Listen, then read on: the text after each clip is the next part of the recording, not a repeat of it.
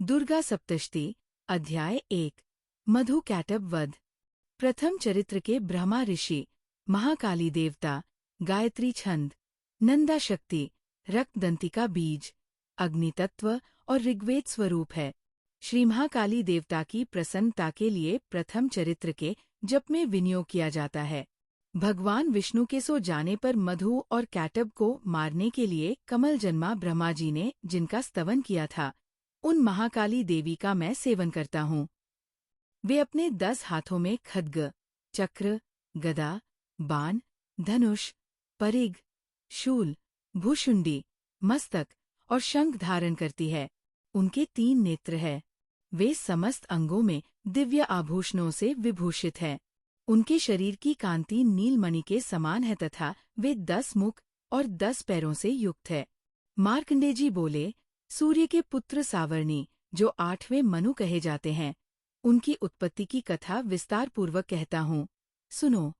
सूर्य कुमार महाभाग सावर्णी भगवती महामाया के अनुग्रह से जिस प्रकार मनवंतर के स्वामी हुए, वही प्रसंग सुनाता हूँ। पूर्वकाल की बात है। स्वारोचिष मनवंतर में सुरथ नाम के एक राजा थे, जो चैत्र वंश में उत्पन्न हुए थे। उनका समस्त भूमंडल पर अधिकार था। वे प्रजा का अपने और से पुत्रों की भांति धर्मपूर्वक पालन करते थे। तो भी उस समय कोला विध्वंसी नाम के क्षत्रिय उनके शत्रु हो गए। राजा सुरथ की दंडनीति बड़ी प्रबल थी। उनका शत्रुओं के साथ संग्राम हुआ। यद्यपि कोला विध्वंसी संख्या में कम थे, तो भी राजा सुरथ युद्ध में उनसे परास्त हो गए। तब वे युद्ध भूमि से अपने नगर को लौट आए और केवल अपने देश के राजा होकर रहने लगे। किंतु वहां भी उन प्रबल शत्रुओं ने उस समय महाभाग राजा सुरथ पर आक्रमण कर दिया। राजा का बल क्षीण हो चला था, इसलिए उनके दुष्ट, बलवान एवं दुरात्मा मंत्रियों ने वहां उनकी राजधानी में भी राजकीय सेना और खजाने को हथिया लिया। सुरथ का प्रभुत्व नष्ट हो चुका था, इसलिए वे शिकार खेलने के बहाने घोड़े पर सवार हो वहां से अकेले ही एक घने जंगल में चले गए। वहां उन्होंने विप्रवर मेधा मुनि का आश्रम देखा, जहां कितने ही हिंसक जीव परम शांत भाव से रहते थे। मुनि के बहुत से शिष्य उस वन की शोभा बढ़ा रहे थे। वहां जाने पर मुनि ने उनका सत्कार किया और वे उन मुनिश्रेष्ठ के आश्रम पर इधर-उधर विचरते हुए कुछ काल तक रहे। फिर ममता से आकृष्ट होकर वहां इस प्रकार चिंता करने लगे, पूर्वकाल में मेरे पूर्वजों ने जिसका पालन किया था, वही नगर आज मुझसे रहित है। पता नहीं मेरे दुराचारी भृत्यगण उसकी धर्मपूर्वक रक्षा करते हैं या नहीं।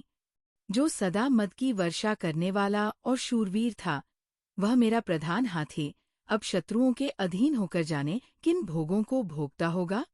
जो लोग मेरी कृपा, धन और भोजन पाने से सदा मेरे पीछे पीछे चलते थे, वे निश्चय ही अब दूसरे राजाओं का अनुसरण करते होंगे। उन अव्ययी लोगों के द्वारा सदा खर्च होते रहने के कारण अत्यंत कष्ट से जमा किया हुआ मेरा वह खजाना खाली हो जाएगा। ये तथा और भी न कई बातें राजा सुरथ निरंतर सोचते रहते थे। एक दिन उन्होंने वहां विप्रवर मेधा के आश्रम के निकट एक वैश्य को देखा और उससे पूछा, भाई, तुम कौन हो? यहाँ तुम्हारे आने का क्या कारण है? तुम क्यों शोकग्रस्त और अन्य दिखाई देते हो? राजा सुरथ का यह प्रेम पूर्वक कहा हुआ वचन सुनकर विनीत भाव से उन्हें प्रणाम करके कहा। वैश्य बोला, राजन, मैं धनियों के कुल में उत्पन्न एक वैश्य हूँ। मेरा नाम समाधि है। मेरे दुष्ट स्त्री पुत्रों ने धन के लोभ से मुझे घर से बाहर दिया है। मैं इस समय धन, स्त्री और पुत्रों से वंचित हूँ।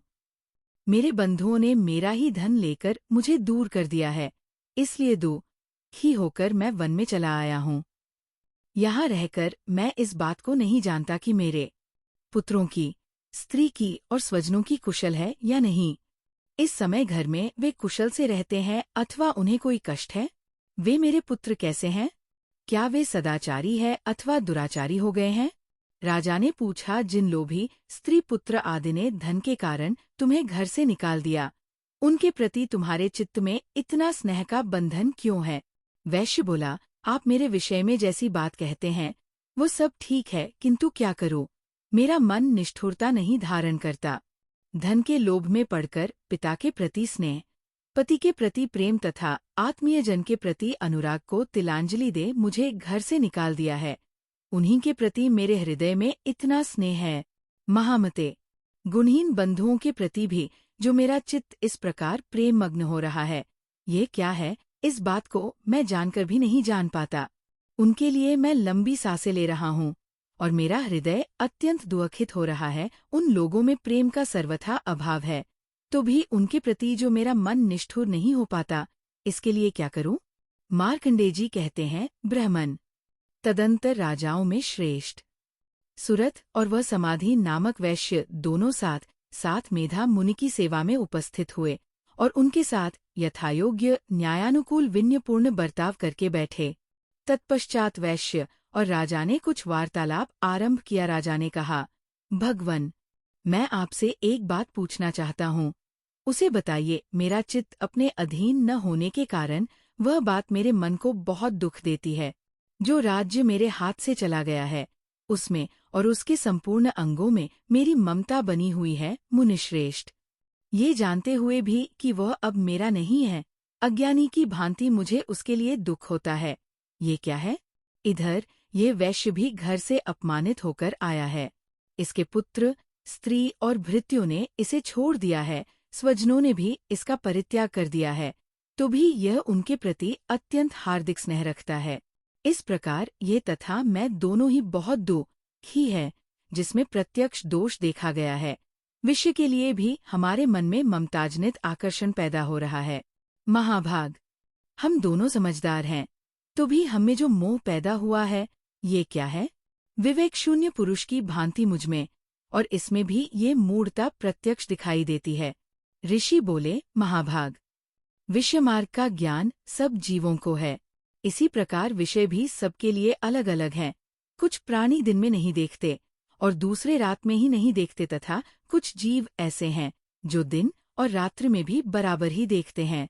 ये ठीक है कि मनुष्य समझदार होते हैं, किंतु केवल वे ही ऐसे नहीं होते। पशु, पक्षी और मृग आदि सभी प्राणी समझदार होते हैं। मनुष्यों की समझ भी वैसी ही होती है जैसी उन मृग और पक्षियों की होती है, तथा जैसी मनुष्यों की होती है वैसी ही उन मृग पक्षी आदि की होती है। ये तथा अन्य बातें भी प्रायः दोनों में समान ही हैं। समझ होने पर भी इन पक्षियों को तो देखो, ये स्वयं भूख से पीड़ित होते हुए भी मोहवश बच्चों की चोंच में कितने चाव से अन्न के दाने डाल रहे हैं। नरश्रेष्ठ, क्या तुम नहीं देखते कि ये मनुष्य समझदार होते हुए भी लोभवश अपने किए हुए उपकार का बदला पाने के लिए पुत्रों की अभिलाषा करते हैं? यद्यपि उन सब में समझ की कमी नहीं है, तथापि वे संसार की स्थिति, जन्म मरण की परंपरा बनाए रखने वाले भगवती महामाया के प्रभाव द्वारा ममतामय भंवर से युक्त मोह के गहरे गर्त में गिराए गए हैं। इसलिए इसमें आश्चर्य नहीं करना चाहिए। जगदीश्वर भगवान विष्णु की योग निद्रा रूपा जो भगवती महामाया है, उन्हीं से ये जगत मोहित हो रहा है। वे भगवती महामाया देवी ज्ञानियों के भी चित्त को बलपूर्वक खींचकर मोह में डाल देती है। वे ही इस संपूर्ण चराचर जगत की सृष्टि करती है, तथा वे ही प्रसन्न होने पर मनुष्यों को मुक्ति के लिए वरदान देती है। वे ही परा विद्या, संसार, बंधन और मोक्ष की हेतुभूता सनातनी देवी तथा संपूर्ण ईश्वरों की भी अधीश्वरी है। राजा ने पूछा, भगवन, जिन्हें आप महामाया कहते हैं, वे देवी कौन है? ब्राह्मण, उनका आविर्भाव कैसे हुआ तथा उनके चरित्र कौन कौन है? ब्रह्मवेत्ताओं में श्रेष्ठ महर्षि, उन देवी का जैसा प्रभाव हो, जैसा स्वरूप हो और जिस प्रकार प्रादुर्भाव हुआ हो, वह सब मैं आपके मुख से सुनना चाहता हूँ। ऋषि बोले, राजन, वास्तव में तो वे देवी नित्य स्वरूपा ही हैं। संपूर्ण जगत उन्हीं का रूप है तथा उन्होंने समस्त विश्व को व्याप्त कर रखा है, तथापि उनका प्राकट्य अनेक प्रकार से होता है। वह मुझसे सुनो। यद्यपि वे नित्य और अजन्मा हैं, तथापि जब देवताओं का कार्य सिद्ध करने के लिए प्रकट होती हैं, उस समय लोक में उत्पन्न हुई कहलाती है।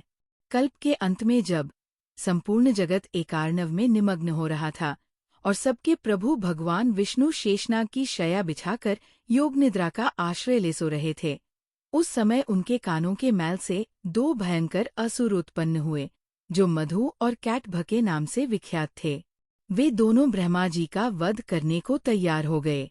भगवान विष्णु के नाभिक मल में विराजमान प्रजापति ब्रह्मा जी ने जब उन दोनों भयानक असुरों को अपने पास आया और भगवान को सोया हुआ देखा, तब एकाग्रचित्त होकर उन्होंने भगवान विष्णु को जगाने के लिए उनके नेत्रों में निवास करने वाली योग निद्रा का स्तवन आरंभ किया, जो इस विश्व की अधीश्वरी, जगत को धारण करने वाली, संसार का पालन और सहार करने वाली तथा तेज स्वरूप भगवान विष्णु की अनुपम शक्ति है।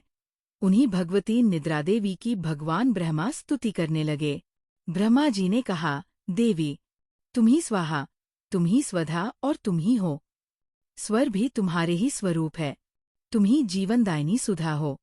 अक्षर प्रणव में अकार, उकार, मकार इन 3 मात्राओं के रूप में तुम ही स्थित हो तथा इन 3 मात्राओं के अतिरिक्त जो बिंदुरूपा नित्य अर्धमात्रा है, जिसका विशेष रूप से उच्चारण नहीं किया जा सकता, वह भी तुम ही हो। देवी, तुम ही संध्या, सावित्री तथा परम जननी हो। देवी, तुम ही इस विश्व ब्रह्मांड को धारण करती हो। तुमसे ही इस जगत की सृष्टि होती, तुम ही से इसका पालन होता है और सदा तुम ही कल्प के अंत में सबको अपना ग्रास बना लेती हो। जगन्मयी देवी, इस जगत की उत्पत्ति के समय तुम सृष्टि रूपा हो, पालन काल में स्थिति रूपा हो तथा कल्पांत के समय संहार रूप धारण करने वाली हो।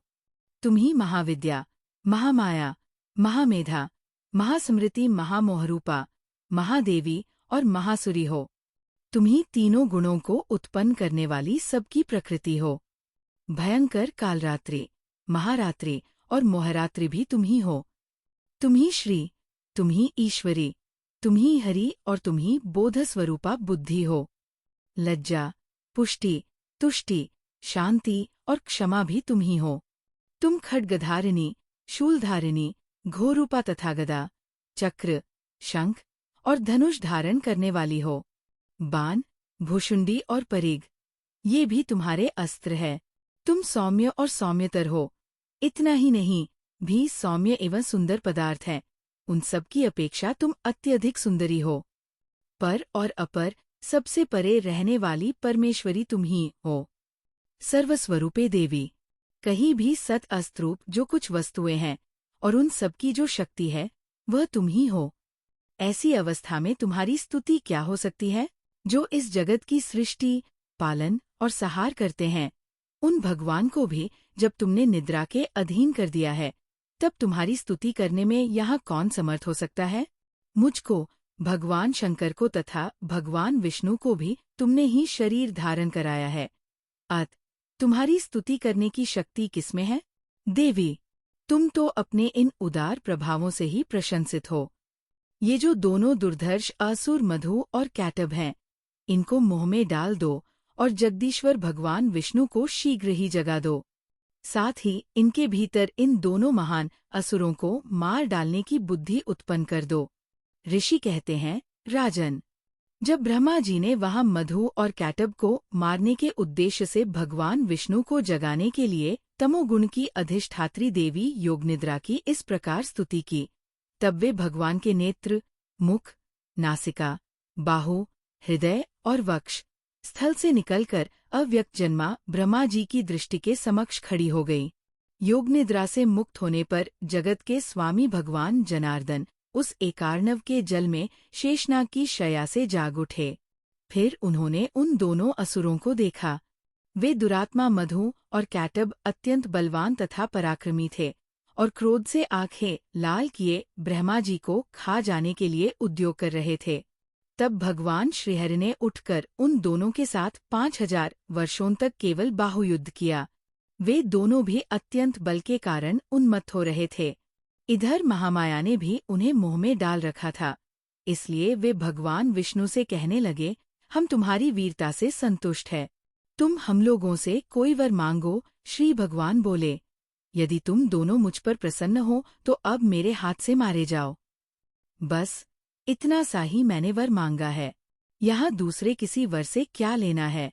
ऋषि कहते हैं, इस प्रकार धोखे में आ जाने पर जब उन्होंने संपूर्ण जगत में जल ही जल देखा, तब कमलनयन भगवान से कहा, जहाँ पृथ्वी जल में डूबी हुई न हो, जहाँ सूखा स्थान हो वहीं हमारा वध करो। ऋषि कहते हैं, तब तथास्तु कहकर शंख, चक्र और गदा धारण करने वाले भगवान ने उन दोनों के मस्तक अपनी जांघ पर रखकर चक्र से काट डाले। इस प्रकार ये देवी महामाया ब्रह्मा जी की स्तुति करने पर स्वयं प्रकट हुई थी। अब पुनः तुमसे उनके प्रभाव का वर्णन करता हूँ, सुनो। इस प्रकार श्रीमार्कंडेय पुराण में सावर्णिक मनवंतर की कथा के अंतर्गत देवी महात्म्य में मधुकैटभ वध नामक पहला अध्याय पूरा हुआ।